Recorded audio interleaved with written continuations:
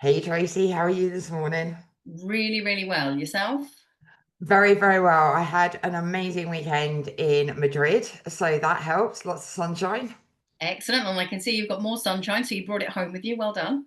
I did. It's beautiful weather here. Very cold indoors because it's a stone house, but outside it's fantastic. Yeah, it's a little bit like that in the UK because we're nearly mid-October, so it's not warm enough for the heating, but the sun's not as warm as it was. So you kind of got that in-betweeny stuff. Autumn is here. Autumn is here. Oh my goodness, hasn't it been coming for a long time? Yeah, it feels like it, but it's keeping itself at bay, which is really great because I'm so not ready for cold weather yet. So. No, me either. So I'm really looking forward to today's podcast. We're looking at the sisterhood wound, aren't we? That's right, yeah. This one's going to be an interesting one. I've had quite a lot of things come up in different sessions with clients recently. So I think they're going to find this useful as a healing tool.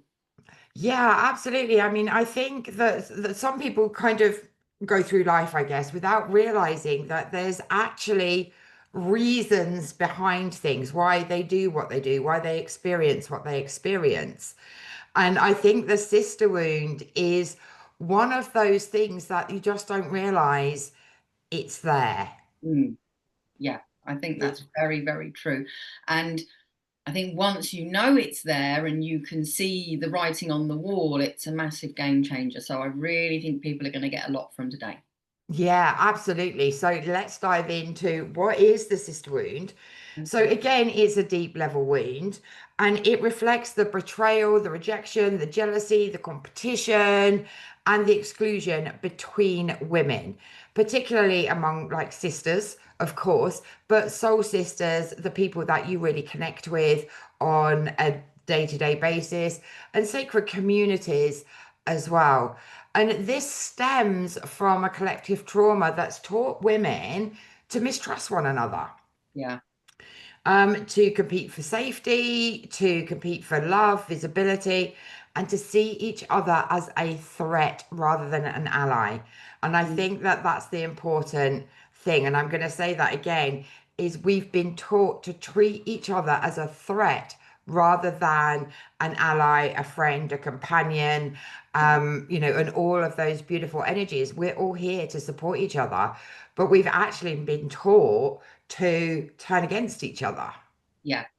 Absolutely. And, when you look through history, my historian head's leaping into play. If you look at what I call the cattle market of the 17 and 1800s, and even before, there was only so many eligible lords to go around. And then there'd be this cattle market or meat market, as I see it, where all the available ladies were competing with each other to catch the eye of the most eligible bachelor. It just makes my blood run cold that we were put through this. So you had to kind of elbow them out of the way and walk over the top of them because this was your freedom. You wanted to elevate yourself. You wanted that safety and security that marrying Lord so and so was meant to bring you. It didn't always bring you that, but that's what you were told as a woman. You'd Absolutely. even be competing against your own sisters if you were all of a certain age, because back in the day, there was only like a 3 or 4 year window where you were considered eligible, and then you were a spinster at like 17. You were on the shelf. It was just diabolical.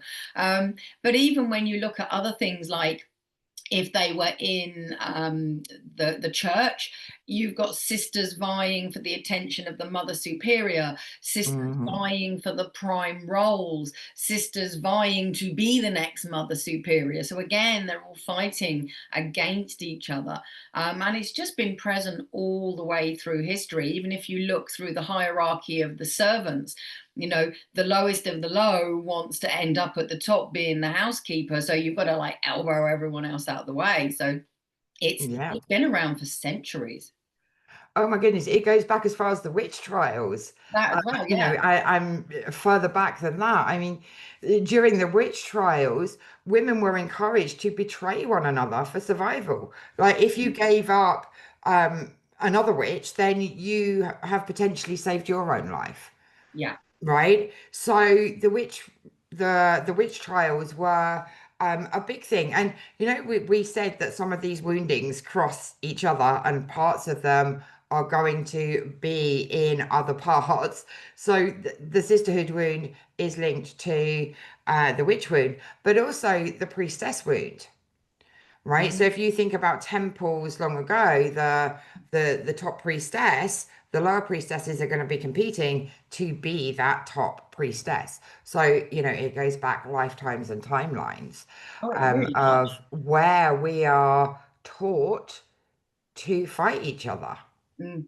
Yeah, and this crosses through everyone else in the family dynamic. So whether there's all girls, boys and girls, whatever, and then it can spread out into the wider family because you might be competing against your own cousins, and then Yeah.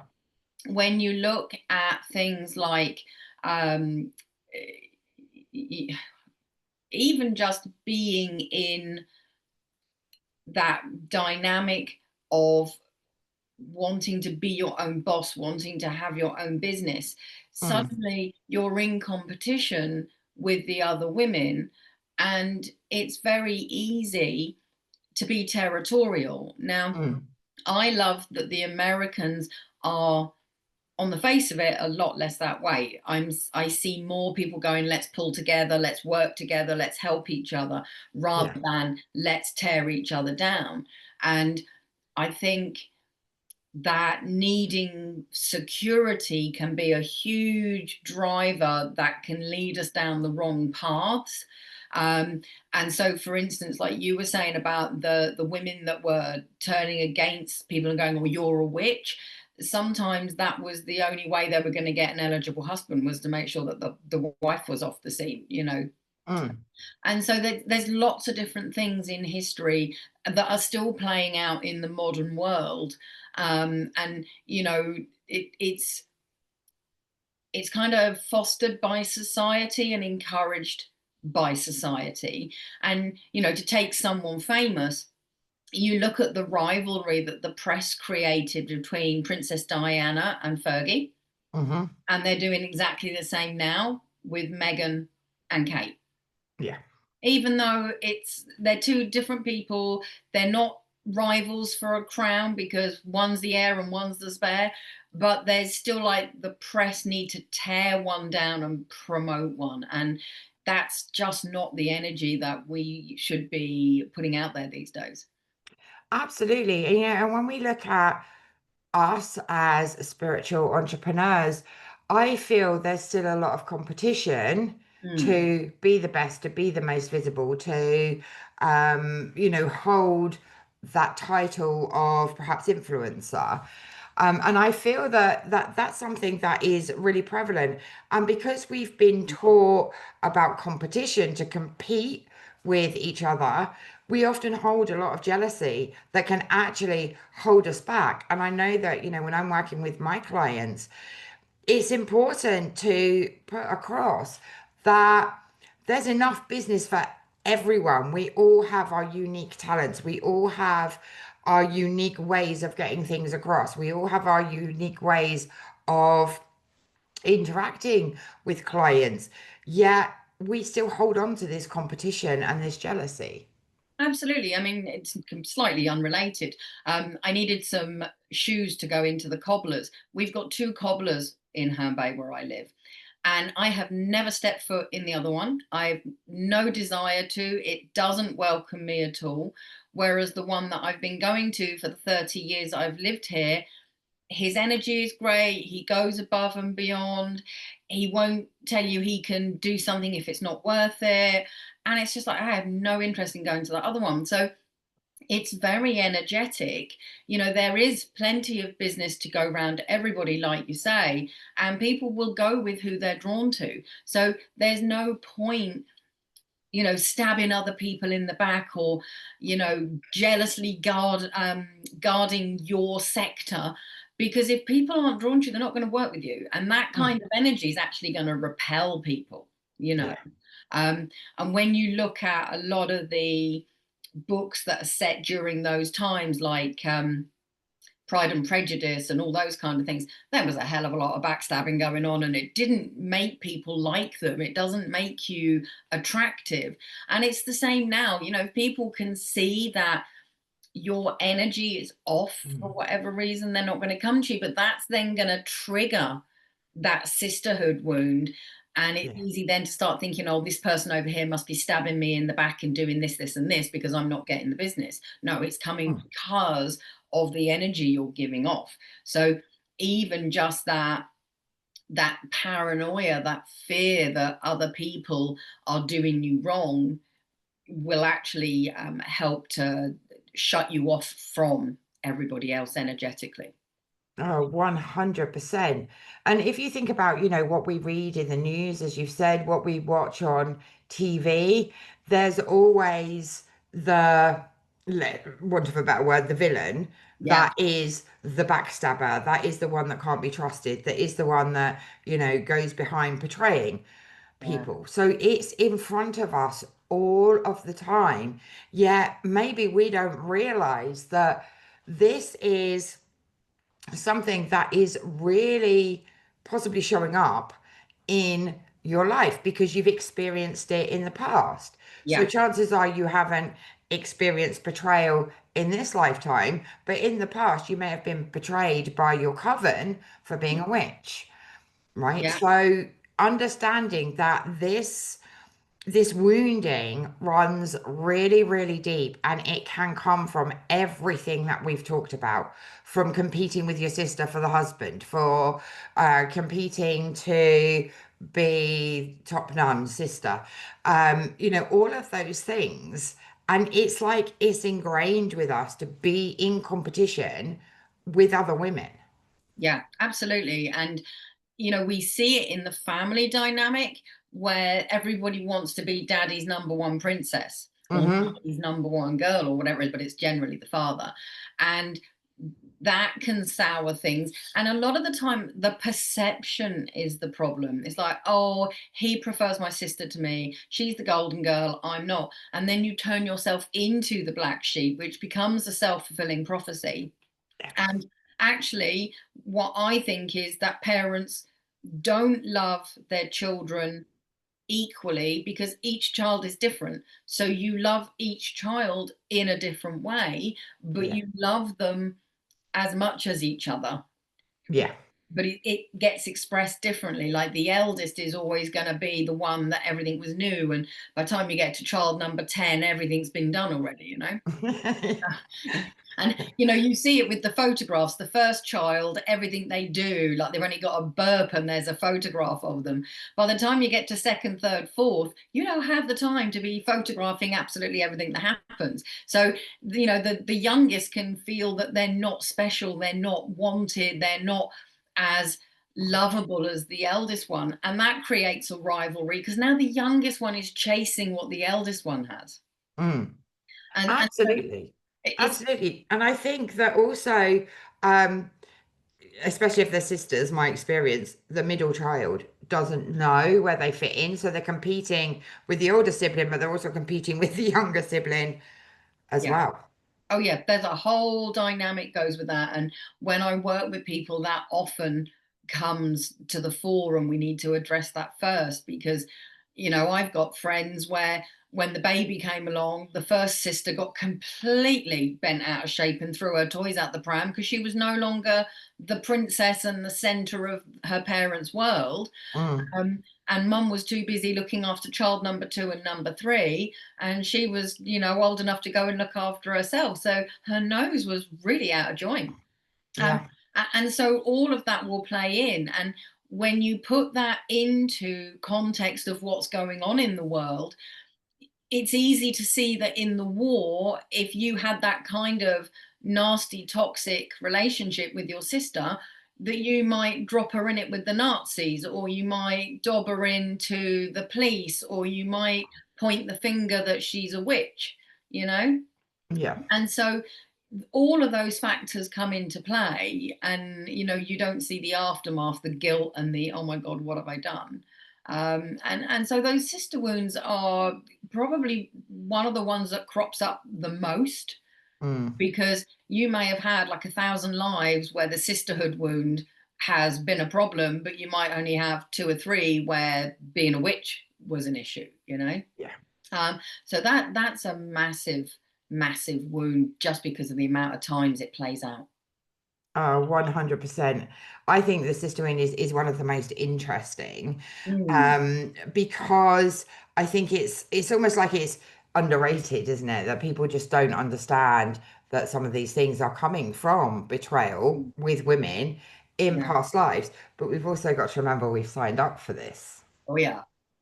And then, of course, thinking about it, you have to add in the fact that we play all the different roles. So we might be the sister that is the root of the envy. We might be the sister that is the envious one, and we're the one that's betrayed, and we're the one that is just watching it all play out, but we're kind of in the background because we might be child number 6 or whatever it is. um, you might be the best friend, you might be the male sibling, you might be the parent watching your children tear each other apart, and so this would have played out in very many different ways over very many different lifetimes. And so you could be dealing with the sister wound of having been betrayed, as well as being the person that did the betraying, Absolutely.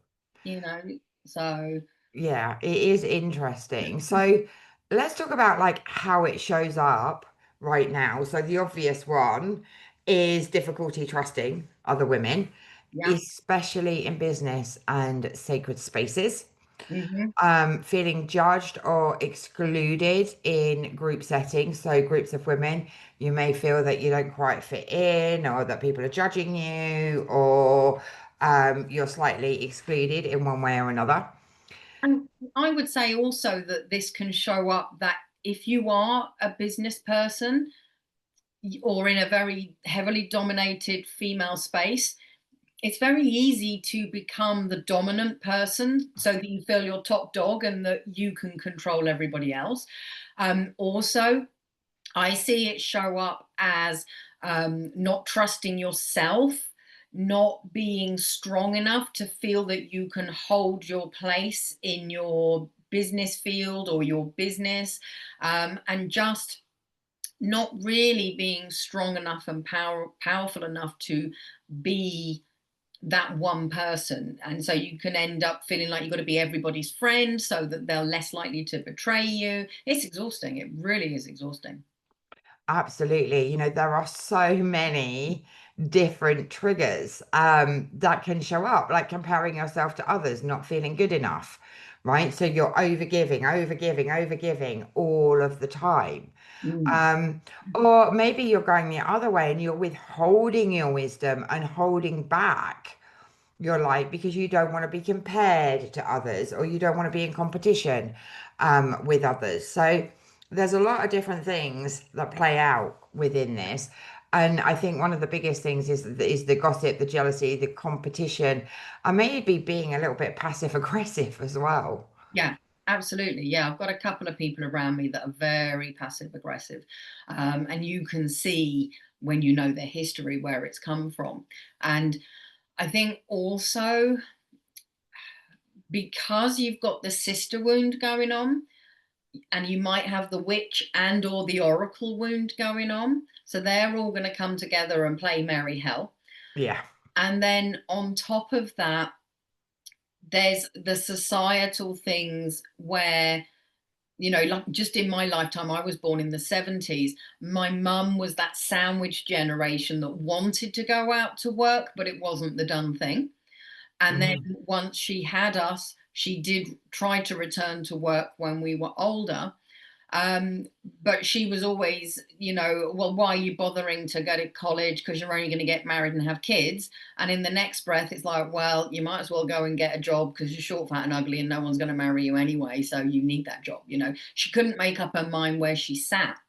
And so Mm. society hasn't really properly given women their voice. It hasn't properly given women that equal power to men. So we're in that kind of generation where we're still trying to show that men and women are equally as good as each other, and then you bring all those wounds in. So we're getting it from both sides. We've got all of our own baggage that's saying you can't do this, you can't have that, and then you've got society doing similar, and you're in the middle like the sandwich filling going, oh my god, this isn't working, why is this not working, why is this so hard? Yeah. Yeah, 100%. There are so many different things that we can hold on to that it feels like a bit like a yo-yo. So you've got the fear of being judged. Yeah.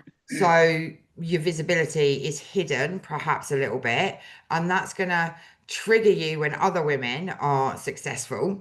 Yeah. You've got the fear of sharing your truth because you're scared that people are going to copy you.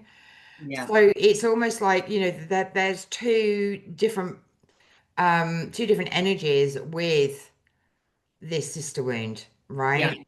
And it can be very out of balance. So we need to bring it back to the center Mm. to balance it so that we're not, in one moment being scared of being in circles or in other women's company.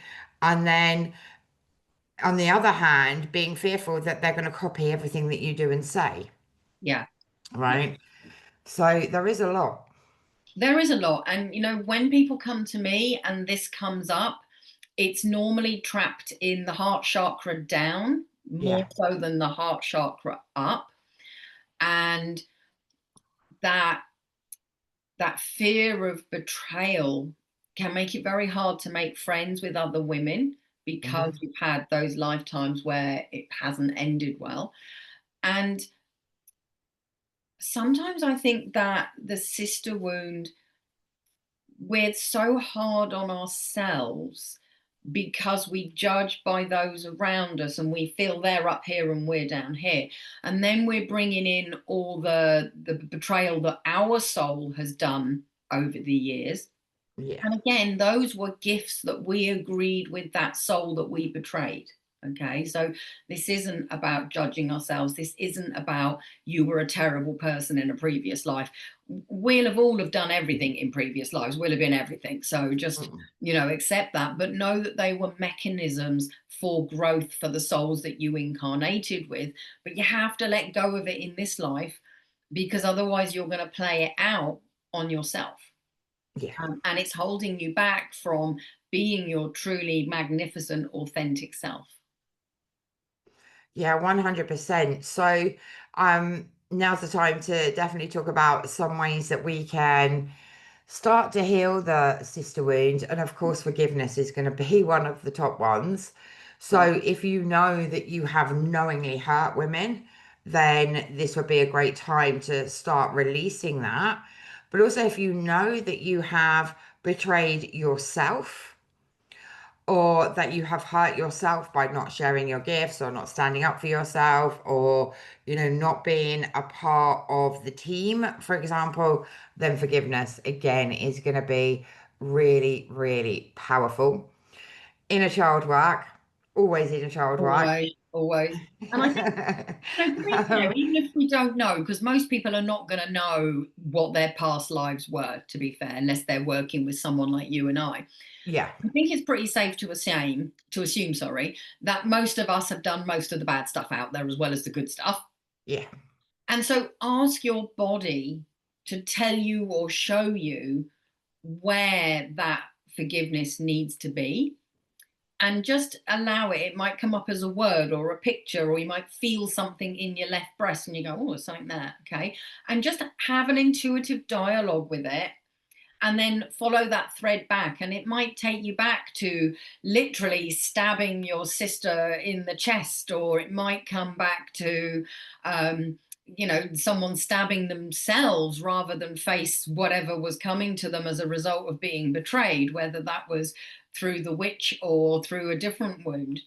And so if you don't know that it's there, there's a pretty good likelihood there is. So just ask your soul to intuitively communicate with you and see what comes up. And they might even show you the whole lifetime. okay, or a bit of the lifetime to help you deal with it. So if you're thinking, well, I don't even know if I've got this going on, I'd say there's a very high chance, like 90% chance, that you've got at least one life where that will be present and it needs releasing. And just work to forgive yourself, even if you don't know what you did, when you did it, and to whom, Mm. because you have to think of this like a play. Life is a play, as Shakespeare said. The world is your stage, and we are the people playing the roles. But this would be a one woman or a one man show, but you have to play every single character, and that might be over many lifetimes. And so, there's a lot there that needs shifting. 100%. And, we attract people that mirror back to us what we need to heal in ourselves. Absolutely. So if you're attracting women that perhaps gossip or that are generally hard work, maybe a bit toxic, or that you don't trust, that's something that needs healing in yourself. So that's one way to know that you have something that needs to be healed because it is being mirrored back to you.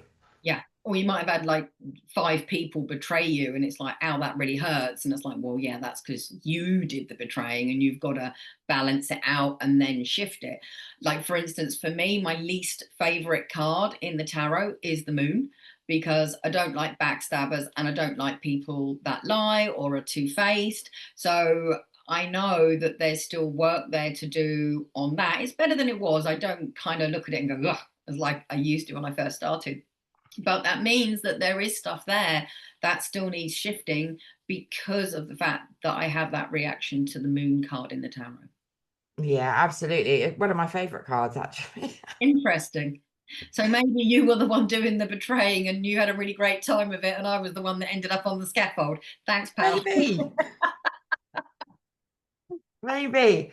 So, this would be a great time to find a sisterhood that you trust. So, maybe not a great big one, but maybe making connections in safe spaces because this is all about not feeling safe with women. So, making or joining something with a safe space with aligned women where growth, love, respect, boundaries, and all of those are in place so that you can start to trust, right? Until we start to make a change and start to trust and start to open ourselves up, we're not going to move forwards from this. Absolutely. Yeah.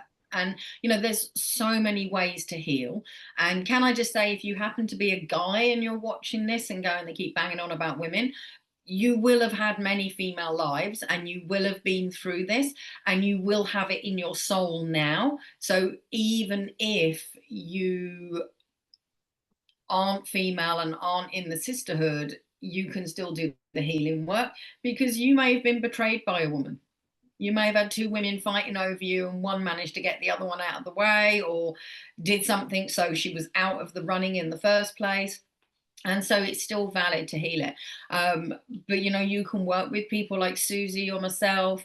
You can do the inner child work. You can find circles where you can heal. There's just so many ways that you can get the healing that you need, depending on how you are. Like, I find that I'm not very good at doing the self work. I'm much better when I work with someone on certain things, Mm. whereas other times I can do it quite happily. So if you're someone that is really great at doing the self work, like Tony Robbins did huge amounts of self work, and it was he was good at it.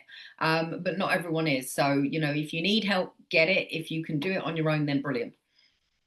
Absolutely. I mean, the Akashic Records is a great way to heal all of the woundings that we have been talking about because we can actually go in, see and understand what happened without feeling the emotions. Yeah. And then once you have an understanding, things become a little bit easier, don't they, to start healing because it's like, oh, okay, so that makes sense. Yeah. So now we can start to heal that. So definitely Akashic record journeys are perfect for understanding what woundings you have, why you have them, and how to move forwards because we do the healing within the Akashic records.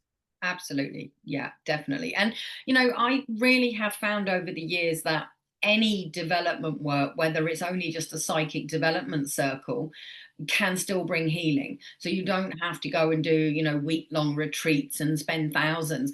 Even just being in that small development circle where you meet once or twice a month is gonna bring healing and shifts and knowledge and just make you go, oh, okay, that kind of hits home. I need to do something with that. Okay. So don't overwhelm yourselves with trying to find the healing. It can be in very little ways that are still powerful. Absolutely. And the sister wound is really giving you an invitation to heal these isolation, betrayal, exile, wounds and kind of reclaim your power, right? Your divine feminine. We're talking about a feminine energy, Mm. and start to actively co-create and collaborate with other women. Definitely, yeah. Put yourself out there and get out your comfort zone, and you'll find that actually most of those things in your wound are old, they're not valid anymore. So, Exactly. Exactly. Times have changed, and a lot of the woundings that we've talked about have all come in certain parts back to safety and survival. yeah, yeah. Well, that's what humans' biggest fear always was, right back in caveman times. You had to Exactly. avoid the saber-toothed tiger and the wolves and everything else, find food and just be able to survive another day. So it's hardwired into us to want to do that. Yeah, absolutely. And we don't need to do that anymore. No, it's a different world. For So sure, for sure. So we want to clear all of these woundings to really help us to be in the present moment, right? Because most of the woundings are past lives. We yeah. keep being drawn back to the past, or we're bringing the past into the present. So the more that we clear these woundings, the more that we can be in the present moment. Absolutely. And, the things that are happening in this life are also there to trigger us and show us that there's work to be done. Okay. It would be like walking along, and every time you put your foot down, it hurts. And when you look at the sole of your foot, you've got a splinter in there, and you're like, oh, look, that's telling me I need to put on thicker shoes. So it's not always meant to be more drama, more trauma. It's meant to just go, oi, do some work over here and things will get better. Exactly, exactly. So what an interesting wounding. It really is. And I think we'd be hard pressed to find many people that haven't been through that in at least one life, if not more. Yeah, 100%. So let us know in the comments how this resonated with you and what aha moments you had from this. Yeah, I'm really looking forward to reading those.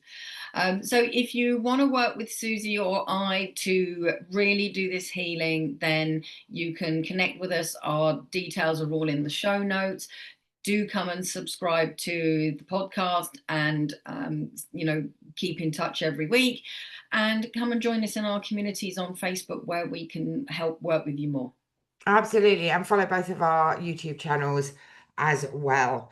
Brilliant. So next week, are we recording next week? Yes, we are recording next Oh, week. we We are. are. Yes. So what are we going to do next week? I don't know. What do you fancy? Oh, I don't know. We've done a lot of woundings. Let's do something a bit more positive. Okay, that sounds good.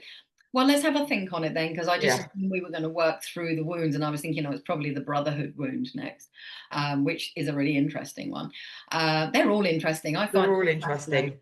I Um, tell you what, let us know in the comments. Do you want us to keep going with the woundings, or would you like us to do something a little bit different? Good idea. So drop your comments, and we will come up with something.